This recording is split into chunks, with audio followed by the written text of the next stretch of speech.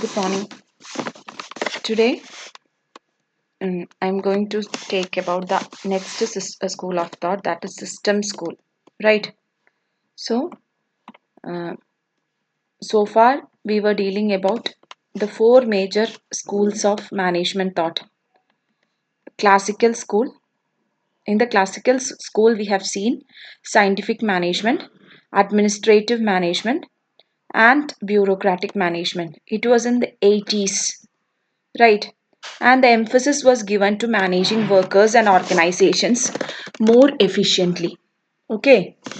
And the other school of thought was behavioral school, which was in which we have seen human relations and behavioral science. So, in the behavioral school of thought, what we have seen is it is in understanding human behavior in the organization.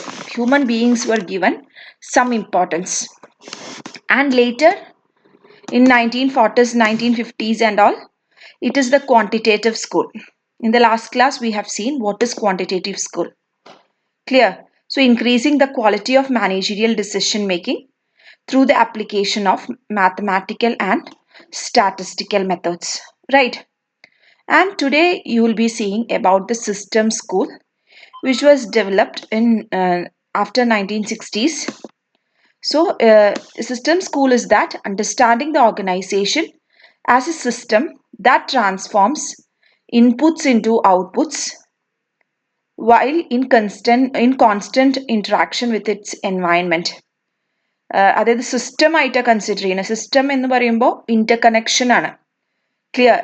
കുറേ ഇൻപുട്ടുകൾ ഉണ്ടാവും, നമുക്കൊരു output കിട്ടും. അപ്പോൾ പല departments ഉണ്ടാവും, departments ഒക്കെ interlink ചെയ്യും.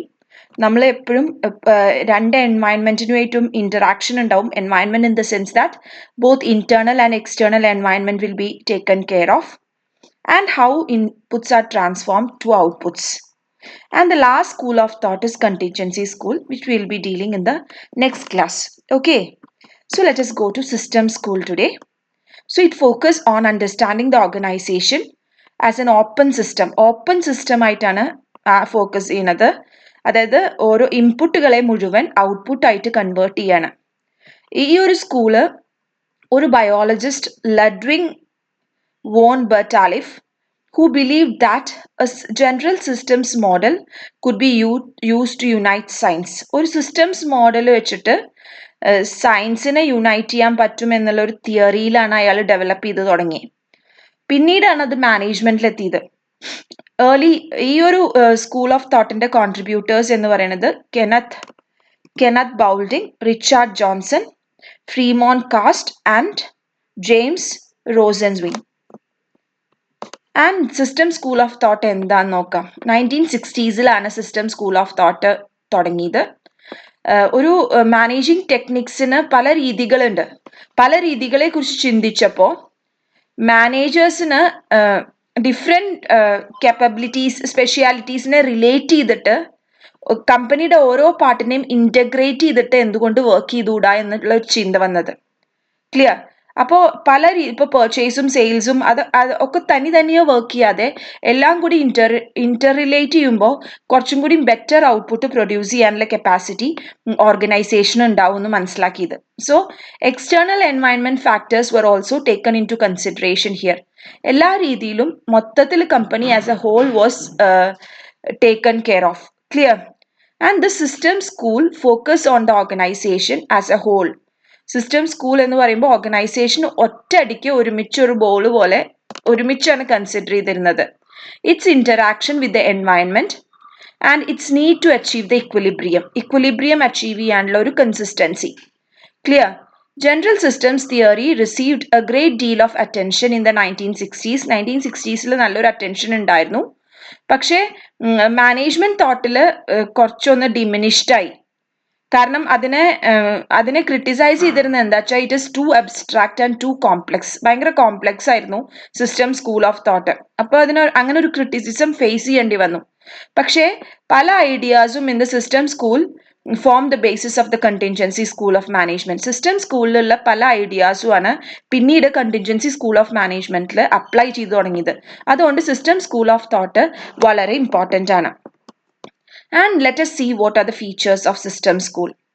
A system has a number of subsystem, parts and subparts. ഒരു സിസ്റ്റത്തിന് പല സബ്സിസ്റ്റവും പാർട്സും സബ് പാർട്സും ഉണ്ടാവും. ക്ലിയർ? എല്ലാ സബ്സിസ്റ്റവും പാർട്സും സബ് പാർട്സും മ്യൂച്വലി റിലേറ്റ് ചെയ്തിട്ടാണ്. നമ്മളൊരു കമ്പ്യൂട്ടറിനെ കുറിച്ച് ആലോചിച്ചാൽ മതി.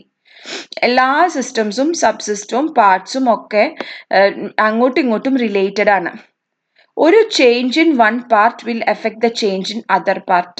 ഒരു പാർട്ടിലുള്ള ചേഞ്ച് വേറൊരു പാർട്ടിലും കൂടി എഫക്റ്റ് ചെയ്യും. Clear? Systems approach emphasizes on the study of the various parts in their interrelationship rather than an isolation from each other.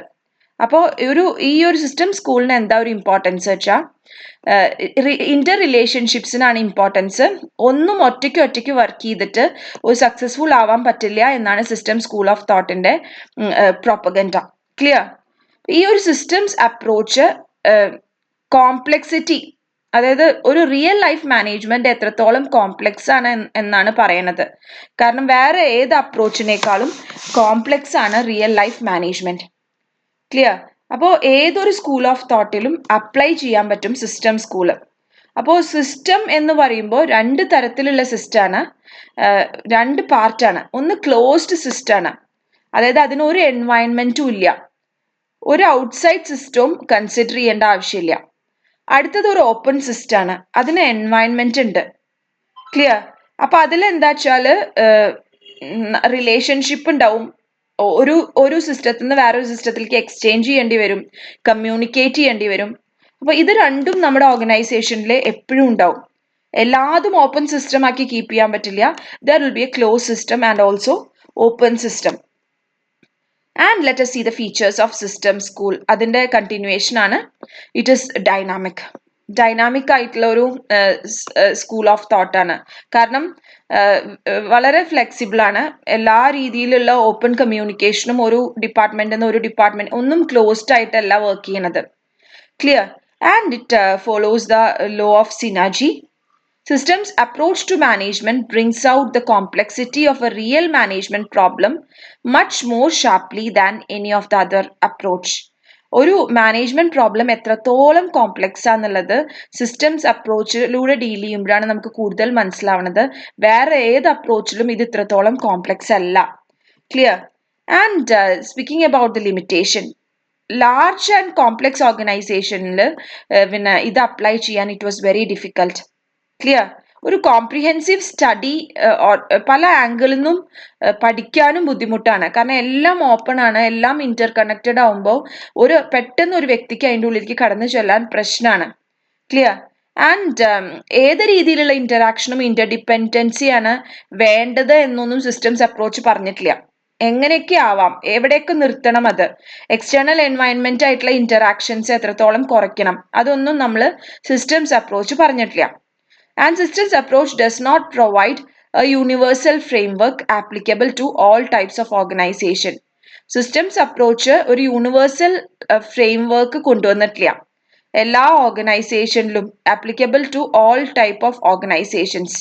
Clear? കാരണം അത് എല്ലാവിടെയും അപ്ലൈ ചെയ്യാൻ പറ്റുമോ എന്ന് ചോദിച്ചാൽ ഇപ്പോഴും സംശയമാണ്. സിസ്റ്റംസ് അപ്രോച്ച് ഭയങ്കര സക്സസ്ഫുൾ ആയിരുന്നില്ല. ഒരുപാട് ക്രിറ്റിസിസംസ് സിസ്റ്റംസ് അപ്രോച്ചിന് ഫേസ് ചെയ്യേണ്ടി വന്നു. കാരണം ഭയങ്കര കോംപ്ലക്സ് ആയതുകൊണ്ടും ഭയങ്കര ടൈം കൺസ്യൂമിങ്ങും കോസ്റ്റ്ലിയുമാണ് ഒരു ഓർഗനൈസേഷൻ ഇംപ്ലിമെന്റ് ചെയ്യാൻ. അതുകൊണ്ട് തന്നെ വേറൊരു അപ്രോച്ചിനെ കുറിച്ച് എപ്പോഴും ചിന്തിക്കേണ്ടതായിട്ട് വന്നു. മാത്രമല്ല സിസ്റ്റംസ് അപ്രോച്ചിൽ ഹ്യൂമൻ ബീങ്സിനൊന്നും അത്ര കൺസിഡറേഷൻ ഒന്നും ഉണ്ടായിരുന്നില്ല. Behaviour was not considered fully. That was also a disadvantage of the system school of thought. And now you have only contingency school of thought, which we will be dealing in the next class. Okay.